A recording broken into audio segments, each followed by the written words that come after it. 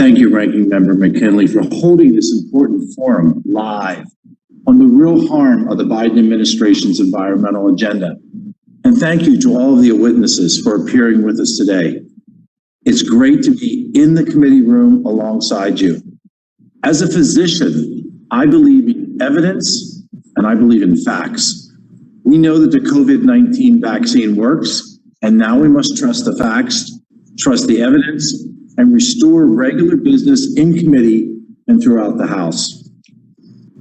Ms. Bloodworth, over the past year, we've heard a lot about decarbonization of the electric sector by 2035, and you've mentioned this in your testimony. The Biden administration has gone even further than that, promising a net zero emissions economy by no longer than 2050. This sort of public pronouncement has already put undue pressure on business and the entire market, affecting everything from equity prices to borrowing ability. And I've heard that recently as I've talked to members who represent the coal industry that is a vital part of the electric power that we have right now in America. Some corporations who are pressured by woke public opinion have been forced to advance their own carbon neutral priorities. Ms. Bloodworth, realistically, what is the probability that the U.S. energy sector will be decarbonized by 2035? Thank you. Well, we do not think that it is realistic or achievable to think that we're going to eliminate fossil fuels by 2035. You make a very good point. We still rely on coal and natural gas, as I said, for 60% of our electricity.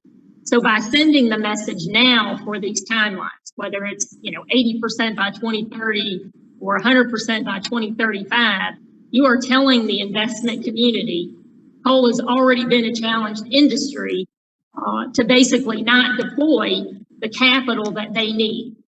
If they're not able to invest, because again, we need dispatchable resources right now. We certainly needed them during February, whether that's the manufacturers of the mining equipment, whether that's the coal producer, whether that's the barge operator who's trying to decide, do I invest to keep the safety of my equipment? Do I try to invest in new technology?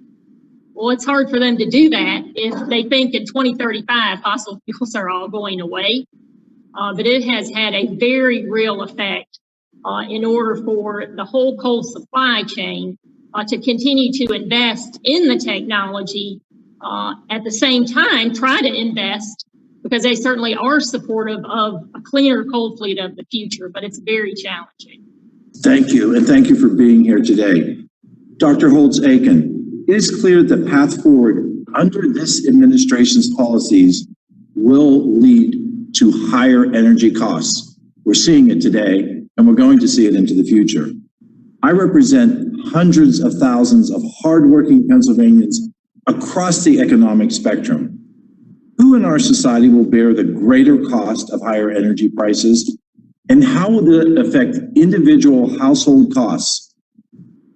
Ultimately, will bear all of these costs, and they will be most difficult to bear for low-income households. There's little doubt about that. Our estimate is, you could see these utility bills doubling each month, and that's going to be an enormous burden on those households. We've seen these skyrocketing energy costs. We've seen them across the board.